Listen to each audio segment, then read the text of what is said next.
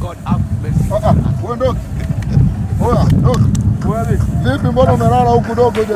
Rodi ni? Yaani leo rodi kugumu leo. Rodi kugumu. Leo rodi kugumu kinyama. Ndio umekuja umepaki chuma huku. Nipo napumzika, unakuta ni rodi ya sila tu abiria tunawanga hamna. Dogo hujaleta hela sasa, hizi ni wiki la pili, hujaleta malengo. Boss. Rodi kugumu.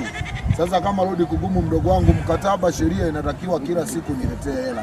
Hujaleta hela wiki la pili, alafu nakukuta umelala huku kwenye manyasi. Huku unapateja abiria. Shukuru hata chuma yako unaiona, hajanipola hata chuma yako. Shukuru hata chuma unaiona.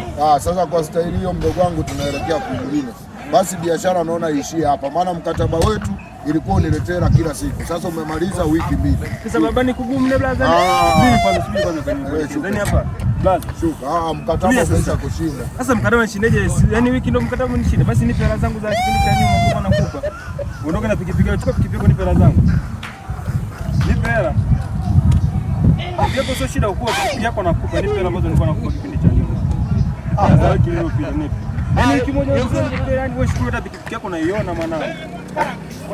Hapo tukuchoka dogo, endelea na kazi mdogo wangu. Nenda rodi. Nenda rodi. Nenda kuja kuletea pikipiki, unaendeleaje langu?